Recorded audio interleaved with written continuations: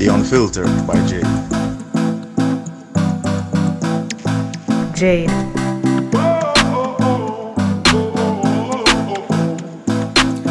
Welcome to the Unfiltered by Jade, where we educate, empower, and entertain. Feel free to like, share, subscribe, download, donate, and make everybody know about this.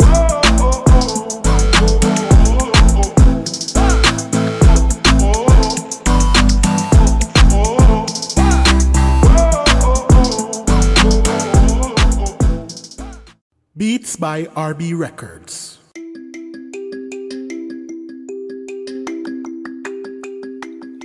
Shopping assistance, your style, your budget. Our services include online and local shopping for individuals and businesses, personal shopping, purchasing of company and office supplies, importing and exporting small packages across Jamaica and worldwide, and helping you find unique gifts and items for all events and occasions.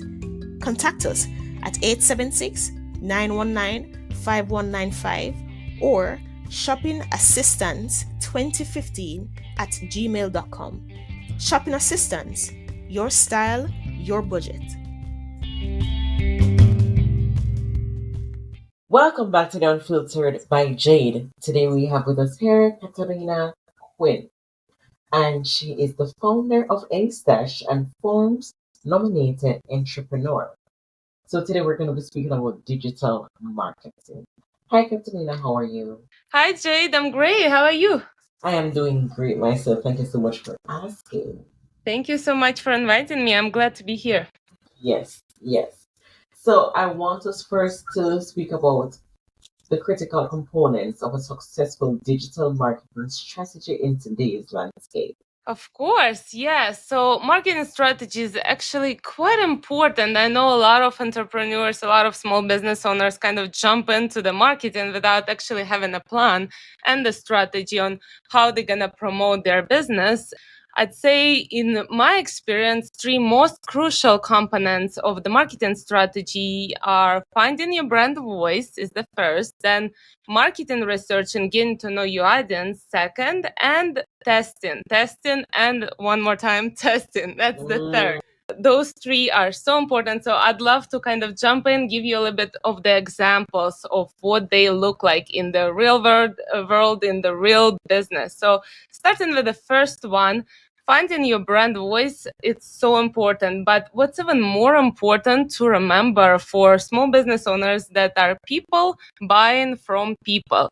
It is common companies hide behind the brand and they have a strong brand and a story, but they fail to show their personality and, like that raw and deep honest level of like day-to-day operations, day-to-day life in their business. They won't connect with their audience on a deeper level without having that persona shown out, shown off for all the marketing channels in the social media, on their website, everywhere. So we typically recommend for small business owners, entrepreneurs, to really show the people in their company, within their company. So if they create content online, they want to maybe show themselves as founders, what they do on day-to-day, how they tackle the different problems, how they work with clients. They also want to show their team, they want to make sure we can implement some kind of goofy personality, then showing some challenges they've dealt in their life before, pains, hobbies, and all of that kind of should be carefully integrated with their business. That's how they sell, because typically people love to relate to what they see in day to day and also buy through that storytelling, right? So that's one of the first very important parts of marketing strategy. The second one is actually a research, getting to know your audience. A lot of the times this gets overlooked almost. This is absolute must in any marketing strategy, because the only thing that small business owners should focus on is pretty much talking to people, talking to their customers, and having that relationship with their customers. So, for example, if we work with a small business owner or like entrepreneur, right? They're launching the software for B2B and they have to do research to even understand if there's a need and a value in what they're building, because it's unlikely that you're going to be successful if you just build based on your idea and not do any research.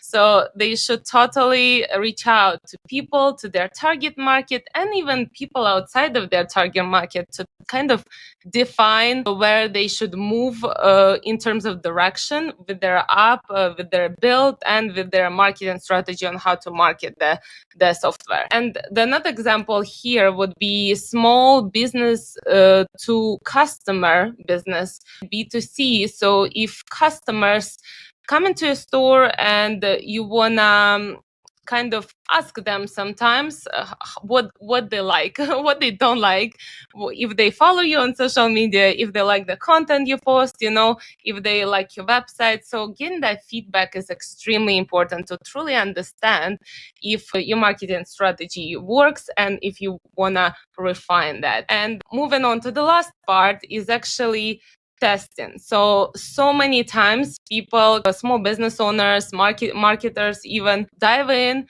do a lot of marketing and kind of base it on the scale. So a lot of marketing on the scale without really testing it, it's not a smart approach. We want to make sure we create maybe like in terms of, for example, let's bring up the example of the outreach campaign, right? So you want to create like 5 to 10 templates with potential messages and break those down to different categories to see what's working the best way and what's not working on a small scale. And then when you figure out what works, you test it, you see the result, and that's when you really scale it up. So having the data to drive your business is always a good idea in terms of really not wasting too much time, not wasting too much money, but creating system, documenting everything to make sure you can actually implement this thing that's working when you're ready to delegate, when you're ready to hire more employees, and when you're ready to put someone else to work on this strategy. Nice. What do you think? I mean, it's a lot that goes into it, but I mean, the thought process has to be in it to get the outcome that you desire. Really. For sure. That kind of having the data in all of the things you do, typically in marketing, in business, is extremely good, smart plan, because you want to have all different components where you can track them and make changes to them while you move forward, because a lot of times you're trying to do something and it's not working and then you don't know why. And that's the biggest issue. And that means you don't have marketing strategy if you don't know why it's not working. True. And I like that you also mentioned testing it out. So you can have a think tank where I was talking to someone about it the other day, having a think tank where you have whatever it is that you want to market out. You put people in there, discuss it, chart the items that you're using, and therefore you know the pros and the cons, what needs to be filtered, what needs to be altered, what needs to be fixed before it really goes out to the public. That also could be implemented. Yes, exactly. And the pros and cons. Yes, knowing the pros and cons it's extremely important, because if it is that you don't know this, and your whatever item it is that you have going out, something happens, your company can be held liable or discriminating or something. A name can be attached to your company just because you didn't take the proper procedures to test it out first. So testing is important. Yeah, for sure. What are businesses' most common digital marketing mistakes and how can they avoid them? Yeah, so talking about the pros and cons and digital marketing, actually perfect flow of conversation. I'd say these are probably the biggest mistakes, when people don't do those things. Of course, so moving on, of course, common mistake is failing to adapt your strategy based on the results you're getting. If you're really not tracking results, you're not seeing what's happening, then you can't make a change. And that's when it's pretty common. People just try the same thing, and it's not working, and they're confused why, because they're not really clear on tracking and documenting their system and results. That's when they don't know what's happening in this business. And I deal with this all the time. Small business owners don't track their finances. They don't track their expenses and profits. They don't know how much they make per customer. They don't know how many customers they need to have, for example, to reach their goal in terms of revenue. And that's really bad. It's really bad idea to not know your numbers, to not know your data. Yeah, so tracking the performance, creating systems, that's one of the biggest thing that any small business owner should start with. That's the first thing.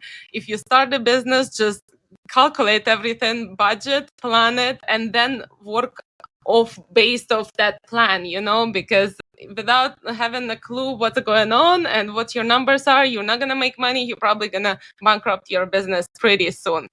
So that's one of the things. Another thing I actually want to mention is very common but not talked about too often. I think it's actually focusing. So not losing the focus is huge thing, especially for me, based on my own example. I've struggling with this still. I know this is my issue, but I still tend to struggle with this constantly because I want to do this and that, and you want to focus on one strategy, and then you go to another one, and you do Instagram, and then you decide to do SEO, and then you do a podcast. When you have all of these different parts, it's very hard to really focus on one thing and to find time and put all of your energy in one thing. And that's when entrepreneurs tend to really fail in all of those things, because they really can't put enough effort in one thing to have it succeed. Because we all know, small business owners, we all need to be pretty patient. We all need to put a lot of energy and time into something that we do. And that's why it's always easier to really analyze how much time you have on your calendar. And then you really want to make sure you block off your calendar that specific time to focus on one thing that's really you think gonna move that needle in your business, and make sure you get it done, and don't get distracted on any other thing, at least during that time block, time period. Yes. Totally agree. What does role content marketing play in digital marketing, and how can companies create engaging content that resonates with their audience? Yeah, so content marketing, it's crazy to think about it. I think about it constantly, because nowadays we love content. Nowadays, Yes. people tend to really try to soak all the information as a sponge, from online. It seems like we're learning just constantly, and we are almost addicted to this information nowadays. So we want to obviously search online, look for information there. We want to be part of courses, and we want to kind of learn things there. Then we want to watch videos on YouTube and scroll on social media, still do expert content, learn, then drive in the car, listen to podcasts. We really tend to be a little bit almost addicted to the information now, which not necessarily the bad thing. We just need to learn how to filter it to what we need specifically in the moment. Anyways, I got taken away here. The content is very, very important. And let's talk about social media, right? Because that's kind of where most content a lot of content getting created, or at least shared right now. You can create blog posts, newsletter, but you still share all of this on social media. And the content really helps to get that memorable persona for your brand, that what we talked about earlier. It builds a lot of trust. And of course, talking about social media, showing up in front of your customers where they spend most of their time is really impactful for businesses, because people kind of see your business all the time. Because if they scroll on social media in the evenings, they remember about you. If they just during lunch, doing something on the phone, they remember about you. So it's always good kind of way to keep your business on their minds. And the secret to creating very engaging content is very simple. It's the value first approach. So we actually teach all of this for our clients, and we will let them know how to do this. We also do it. I try to utilize it as much as possible for my channels. And we typically try to answer the questions the audience is already asking, to like solve their problems, and also making sure you're not like keeping all of your secrets to yourself. You want to make sure that you share that biggest strategy, biggest secret in your business, something that you do uniquely and specifically. You want to make sure you share all of this. You provide the value for your audience, and that's how they really recognize you being a helpful like business owner, being a helpful business, and they want to come back to you to ask for help. Because most often, like, I think the biggest fear here most business owners have, if they share the secrets, somebody's gonna steal it, or somebody's gonna use it. But most often it's not really true, because there's so much information online right now, and people know what to do. They tend to know what to do, they just don't do it. So for business owner to explain what they should do on social media, just gonna lead to their audience to contact them, and reaching out to them, asking for help and asking to pay for their help. That's pretty much exactly what's happening here. So the suggestion here would definitely be, don't be afraid to create content, create a lot of value online, and that's what's gonna really bring a lot of audience to your brand, to your personality, to like everything you do. How important is search engine optimization in digital marketing, and what are some of the best practices for improving SEO ranking? Yeah, so we actually are SEO focused company. So we do a lot of search engine optimization. And right now, it's pretty difficult to fight with Google, algorithm changes and all of the crazy things with AI. Yep. Oh yeah. Mhm. It's really a little bit almost scary, because even, I am myself, like, I'm a professional, I'm a marketer, so I understand what's happening. And I myself go to Google when I search for something, and I don't even scroll anymore past that first AI. Oh, exactly. It gives you everything right there. Yeah, keeps everything right there. I don't even go to the first like business that's actually providing searches. I'm just going to AI that's just making all the money and soon gonna Yep. make all the money anyways. Mhm. So yeah, so the hardest, I think, regarding to that, so AI at this moment we're not quite there with AI yet. So they typically focus on the informational content. By the way, the last Google algorithm's been going on for like last month and a half.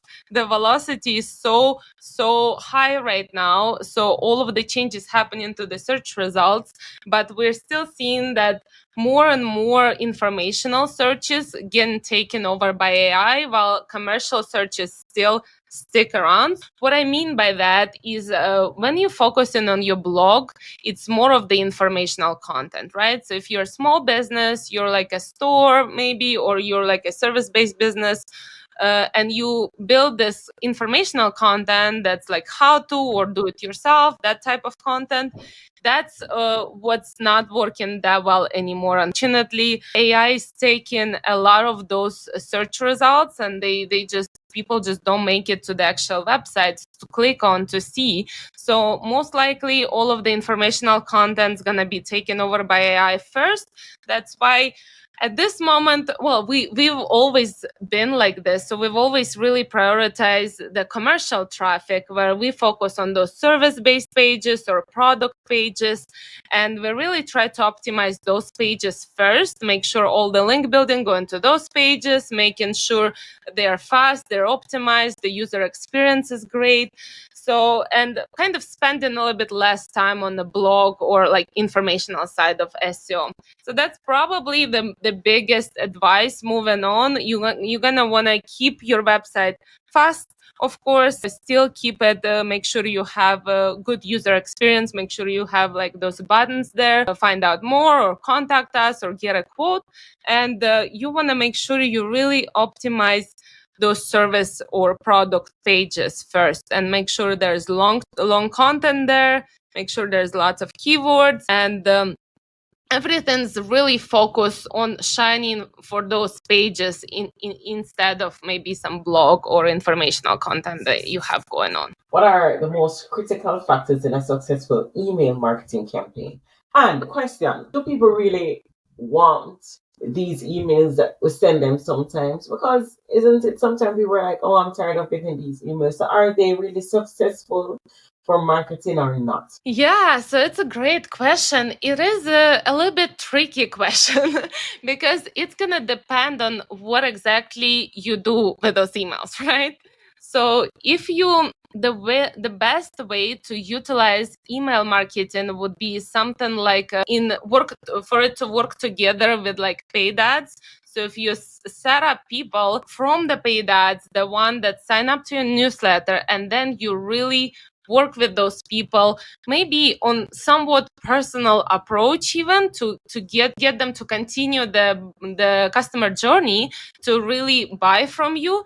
That's a great way to utilize email marketing, right? So you really need to understand what exactly the customer that signed up for your newsletter wants. So if you really must track everything. If you tracked why the customer from, like, for example, you're running an ad campaign and you specifically had this pitch or like specifically the strategy for the ad campaign that you converted people to sign up for your newsletter, you know exactly that these people have this pain and this problem, and that's why they're here, right? If you continue nurture those people to really solve their problems through the email, if you get them something that they're extremely interested, they're gonna be looking at your email. I can promise you that. So if your email content is solving the problem, providing the value, and then guiding them to the solution, whether you're selling something, likely you're selling something, whether you gain the brand awareness or want them to visit your store, you really wanna kind of guide them to be like, this is the problem, this is the solution, and let's move on to the paid stuff, right? And that's how you can totally utilize it and increase your revenue using that marketing channel. But if you just send in like generic emails, it's unlikely they're gonna be interested. You gotta be kind of very specific in what you're saying in those emails. And one of the things we really advise our clients to think about and to implement, we try to implement in our strategies, is the storytelling, right? So we talk about storytelling a lot, but the email marketing is really where storytelling shines. If you have like a relatively short email and you start with a short story, maybe people that are interested in how you grew the business, maybe people that are interested in what you do in the business, what you sell, if you tie it up to the story, make sure it hits those pain points, it's likely they're going to be following the newsletter and kind of read it every week. Of course, if something that's not relevant to them at all, then it doesn't work and they're not going to even look at it. What are the key differences between organic marketing and paid advertising, and how should some companies allocate their resources?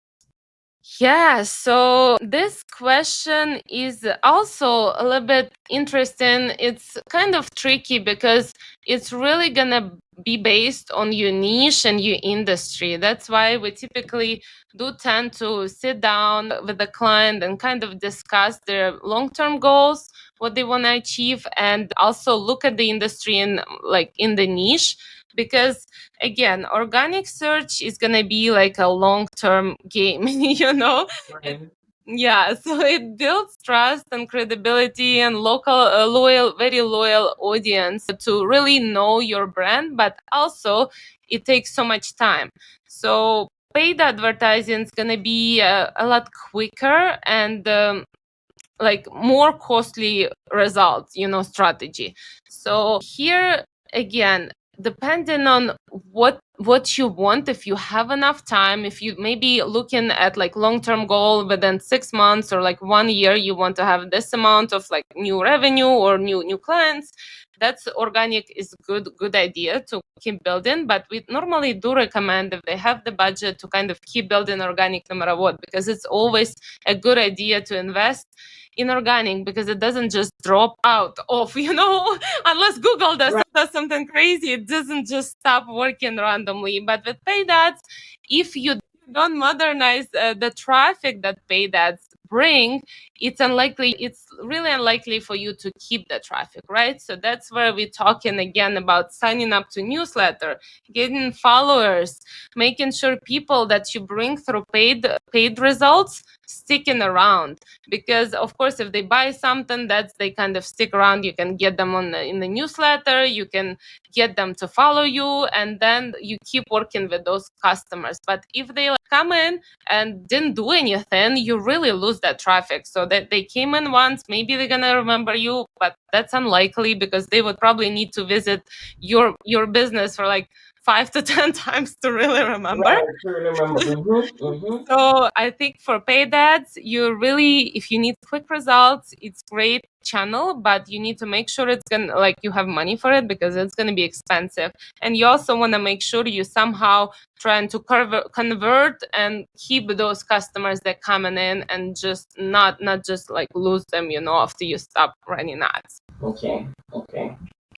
I love that. It's just it's a lot. There's a lot that we need to put into thought when it is that you're marketing, because you don't want to do it in a way and then you're not getting the people, or you're not getting the desired outcome that you want. So thought and then also research also is important. For sure. No, I'm thinking about it now. It seems like every year we're just moving more and more in terms of having outbound marketing strategy, when you really reach out to clients to pitch or say let them know about your services. It's kind of dead, almost dead. I don't know, it's dying out pretty hard, because we are always struggling with the outbound marketing, because people seems to really almost know what they want, and they know where to find it. It's getting pretty difficult to even work with the customers and with people, because they're too busy with everything and don't have time to they can research things. They think they can research things on their own. They think they know their best, but then it's harder to work with people now. So I can see how in upcoming years, especially with AI, it's going to be really difficult to connect with people, Oh yes. Oh, I see that. Kateryna, where is it that we can find you for those that want to connect with you? Yeah, so I'm trying to be all over internet. I think the best channel would be actually LinkedIn on Instagram for me, for my personal brand, since I'm doing a lot of new things. I'm doing a lot of talking a lot about business and operations and growing. I'm actually into AI now as well, developing something really cool with AI. So that's going to be very interesting. So my full name, Kateryna Quinn, on Instagram, on LinkedIn, you can totally find me. And of course, if you do need marketing services, astash.com, that's my company. But again, if you just reach out to me, we can see what we can do and help however we can. But also my content is fun, so follow me. So follow her, guys. Follow her. Thank you so much, Kateryna, for sharing in terms of digital marketing, the pros and cons, how we're to go about it, and the importance of ensuring that our product works before we actually distribute it. Yes, thank you so much, Jade. Thank you. I had so much fun today. Yes, thank you so much. Thank you so much. And thank you so much to my listeners for continuing to listen to The Unfiltered by Jade. And we'll be back next week, Tuesday. Thank you. Bam, bam, bam, bam, bam, bam, bam, bam, bam, bam, bam, bam,